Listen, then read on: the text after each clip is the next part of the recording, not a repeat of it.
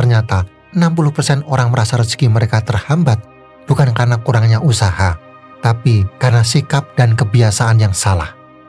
Hari ini saya ingin berbagi bagaimana menghindari hal-hal kecil yang mungkin tanpa sadar menghambat rezeki kamu. Simak videonya sampai selesai, karena mungkin salah satunya sedang kamu lakukan tanpa disadari.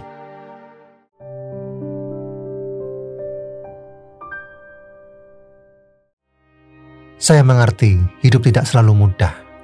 Kadang kita merasa sudah melakukan semuanya, tapi tetap saja jalan terasa buntu. Mungkin saatnya bukan hanya melihat keluar, tapi juga menengok ke dalam diri sendiri. Karena bisa jadi rezeki yang menghambat bukan disebabkan oleh keadaan, tapi oleh kebiasaan yang kita anggap sepele. So, mari kita renungkan bersama tentang hindari 5 tindakan ini jika tak ingin rezeki terhambat. Yang pertama, tidak mensyukuri hal-hal kecil. Seringkali kita terjebak dalam pola pikir bahwa bahagia itu harus selalu besar, mewah, dan terlihat oleh banyak orang. Kita menunggu pencapaian besar untuk merasa pantas bersyukur, seperti rumah baru, gaji 2 digit, perjalanan ke luar negeri, atau popularitas yang diakui banyak orang. Namun, tanpa sadar, saat kita menunggu yang besar, kita justru melewatkan banyak hal kecil yang seharusnya sudah cukup membuat kita merasa kaya. Contohnya sederhana, kita mengeluh soal penghasilan yang stagnan, padahal masih ada pekerjaan yang bisa dijalani, badan yang masih diberi tenaga, dan orang-orang terdekat yang masih peduli. Saya pernah merasakan masa di mana saya terus membandingkan hidup saya dengan orang lain. Melihat media sosial, rasanya semua orang lebih sukses, lebih bahagia, lebih segalanya. Tapi ketika saya mulai berhenti sejenak dan menuliskan 3 hal kecil yang biasa saya syukuri setiap hari, saya mulai sadar. Hidup saya tidak kekurangan, saya hanya kurang menghargai.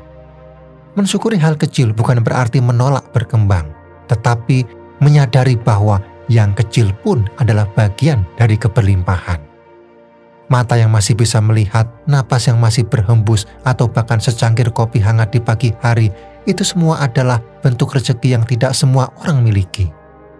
Seperti kata Oprah Winfrey, bersyukurlah atas apa yang kamu miliki, maka kamu akan berakhir memiliki lebih banyak.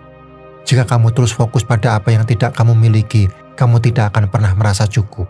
So, ketika kita mulai menghargai hal-hal kecil, kita melatih diri untuk lebih sadar, dan saat kesadaran itu tumbuh, kita mulai melihat bahwa kebahagiaan tidak pernah jauh. Dia selalu ada, hanya saja kadang kita yang tidak hadir sepenuhnya. So, hari ini coba kamu tanya ke diri sendiri, apakah saya sudah cukup bersyukur? Atau selama ini saya selalu sibuk mengejar yang besar sampai lupa bahwa yang kecil pun bisa membawa damai. Yang kedua, menunda-nunda kebaikan.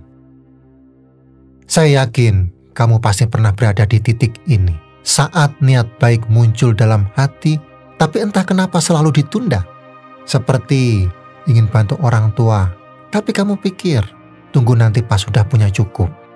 Ingin sedekah, tapi kamu bilang, tunggu akhir bulan, kalau ada lebih. Ingin minta maaf, tapi ego membisik, besok saja masih ada waktu. Namun yang sering kita lupakan adalah waktu tidak pernah menjanjikan esok.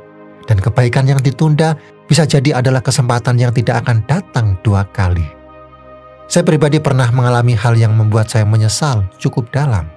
Waktu itu saya tahu ada teman yang sedang dalam kondisi sulit dan saya ingin menghubungi untuk sekedar memberi dukungan. Tapi karena sibuk dan berpikir, nanti saja pas sudah longgar, saya menunda. Beberapa hari kemudian, kabar duka datang. Dan rasa sesal itu tidak bisa dihapus oleh apapun. Dari situlah saya belajar bahwa niat baik yang tidak segera diwujudkan bisa berubah menjadi penyesalan yang panjang. So, kebaikan bukan tentang seberapa besar nominal yang kamu berikan atau seberapa megah bentuknya. Terkadang hal paling sederhana seperti senyum, sapaan, doa, atau mendengarkan bisa menjadi penolong yang membuka jalan rezeki dari arah yang tidak disangka-sangka. Seperti yang pernah dikatakan oleh Ali bin Abi Thalib, kesempatan itu laksana awan. bila ia berlalu, maka ia tidak akan kembali. So, rezeki tidak selalu datang dari kerja keras semata. Bisa jadi pintu-pintu rezeki terbuka karena kamu berani memilih untuk berbuat baik di saat kamu bisa memilih untuk diam. Karena di balik setiap niat baik yang disegerakan, ada keberkahan yang menanti.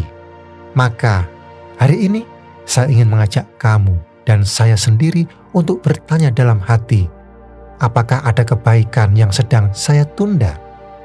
Dan apakah saya benar-benar siap kehilangan kesempatan itu hanya karena kata nanti?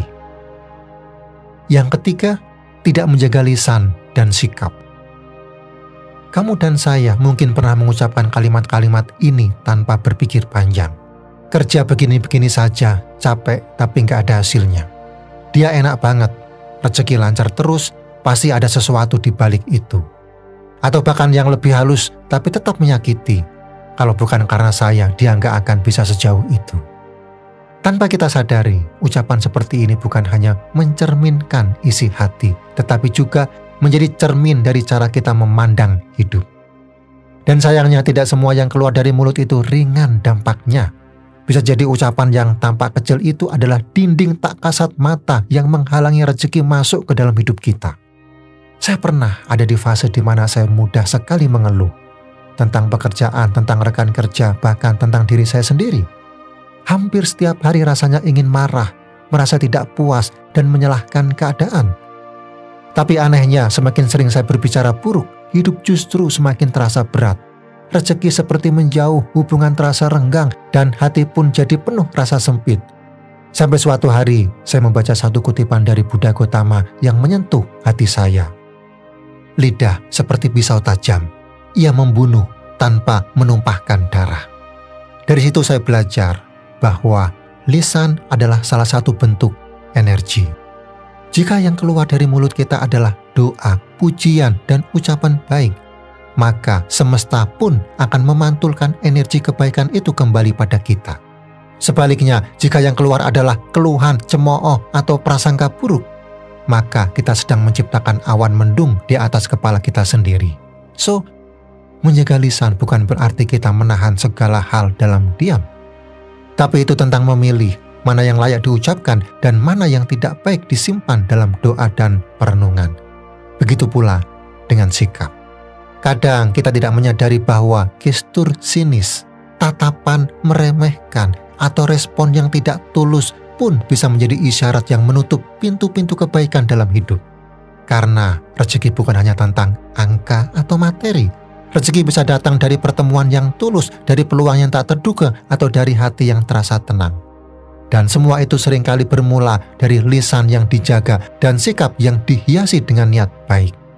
Hari ini mari kita sama-sama bertanya ke dalam diri, apakah saya sudah menjaga kata-kata saya? Apakah saya sudah bersikap sebaik yang saya ingin orang lain lakukan pada saya? Yang keempat, suka membandingkan diri dengan orang lain. Apa kamu pernah merasa begini? Kok dia sudah bisa beli rumah sedangkan saya masih nyicil motor?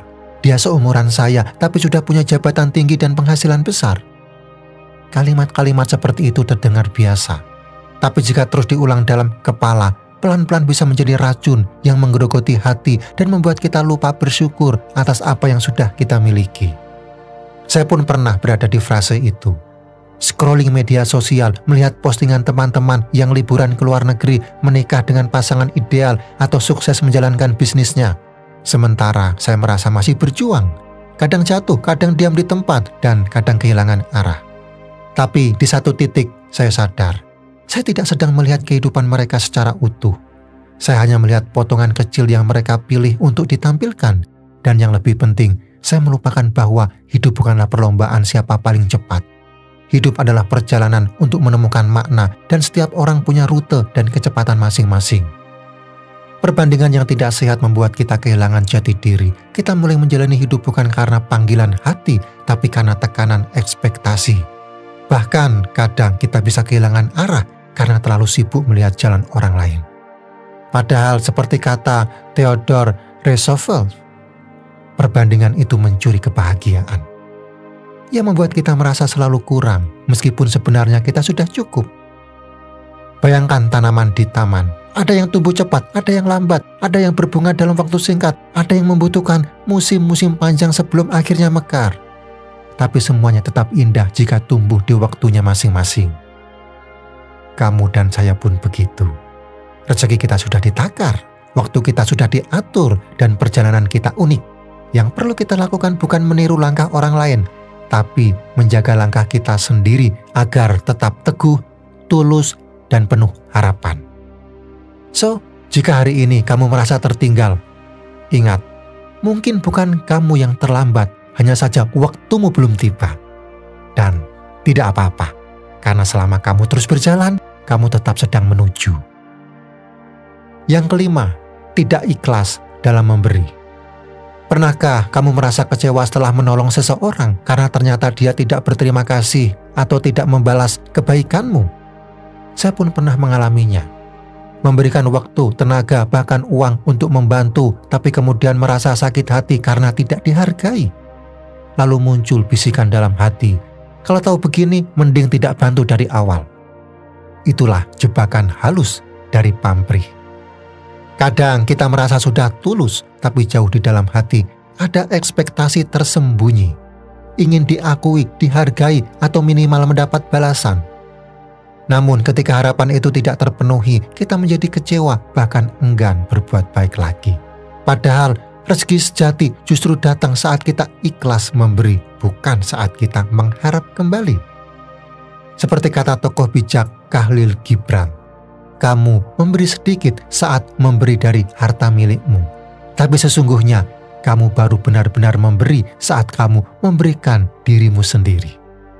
Tuhan tahu isi hati kita. Ia melihat niat, bukan hanya tindakan, dan seringkali rezeki yang datang bukan dari orang yang kita bantu, tapi dari arah yang tidak pernah kita duga. Pernah satu waktu saya menolong seseorang tanpa mengharapkan apapun, hanya merasa terpanggil. Beberapa bulan kemudian, di saat saya benar-benar membutuhkan bantuan, datanglah pertolongan dari orang yang tidak saya kenal sebelumnya. Entah bagaimana caranya, semesta seolah membalas dengan caranya sendiri. Itulah kekuatan dari memberi tanpa pamrih. Ikhlas bukan berarti kamu tidak boleh berharap, tapi kamu percaya bahwa balasan terbaik selalu datang dari arah yang lebih tinggi, bukan dari manusia. Saya tahu menjadi ikhlas tidak mudah. Kadang perlu waktu untuk melatih hati agar tidak tergoda ingin diakui. Tapi setiap kali kita berhasil melampaui pamrih, hati kita jadi lebih ringan. Dan rezeki, entah bagaimana caranya, seringkali justru mengalir deras di saat kita tidak sibuk menghitung-hitung. So, hari ini jika kamu merasa kebaikanmu belum dibalas, jangan kecil hati, karena bisa jadi Tuhan sedang menyiapkan balasan yang jauh lebih besar. Bukan dalam bentuk yang kamu harapkan, tapi dalam bentuk yang benar-benar kamu butuhkan. Sekarang, mari kita duduk sejenak dalam diam. Saya ingin mengajak kamu untuk sejenak berhenti dari segala kesibukan. Letakkan handphonemu, hentikan sejenak perputaran pikiran yang mungkin sudah penuh dengan tugas, target, dan harapan. Biarkan diri kamu sejenak tenggelam dalam keheningan, mengalir bersama napas yang tenang. Coba rasakan detak jantungmu yang lembut, suara alam sekitar, dan suara hati kecilmu yang seringkali terabaikan dalam keramaian. Tanya hati kecilmu, adakah dari 5 hal tadi yang masih sering kamu lakukan? Apakah ada kebiasaan-kebiasaan yang terus menghalangi datangnya rezeki, kedamaian, dan kebahagiaan sejati dalam hidupmu? Mungkin kamu sering menunda-nunda kebaikan, atau sering membandingkan dirimu dengan orang lain, merasa tidak cukup meski sudah berusaha. Atau mungkin ada saat-saat di mana lisanmu tanpa sadar berkata buruk, mengeluh, atau bahkan menyebarkan kebencian. Dan mungkin juga kita masih sering memberi tapi berharap imbalan, menolong orang lain tapi hati berharap mendapatkan pengakuan atau bahkan membalas kebaikan itu. Jika kamu menemukan diri kamu melakukan hal-hal tersebut, tidak apa-apa. Ini adalah momen untuk berhenti sejenak, untuk merenung. Karena hidup memang seringkali menguji kita dengan berbagai godaan yang membuat kita lupa akan esensi kebaikan itu sendiri. Dan tanya pula, apa sebenarnya yang kamu cari dalam hidup ini? Apakah yang kamu kejar adalah uang, sebuah angka yang membuatmu merasa aman tapi seringkali tidak cukup? Atau apakah yang kamu inginkan adalah ketentraman, kedamaian batin yang jauh lebih berharga daripada semua materi yang bisa kamu kumpulkan?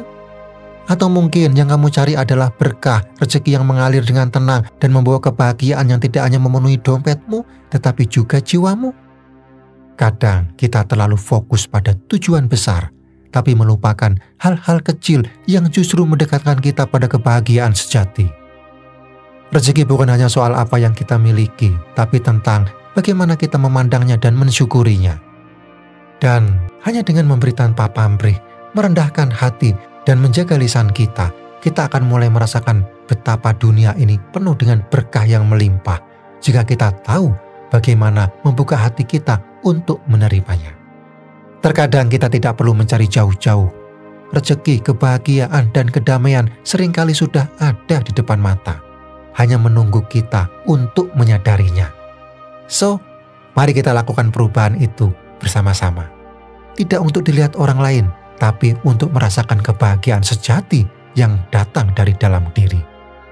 Jika kamu merasa terinspirasi, jika pesan ini menyentuh hatimu, bagikan kepada orang dekatmu. Mari kita saling mengingatkan, saling memperbaiki, dan bersama-sama berjalan menuju kehidupan yang lebih baik. Karena pada akhirnya, yang kita cari adalah kedamaian dalam hati dan berkah yang mengalir dari setiap langkah kebaikan yang kita ambil. Mulai sekarang, tidak ada kata terlambat.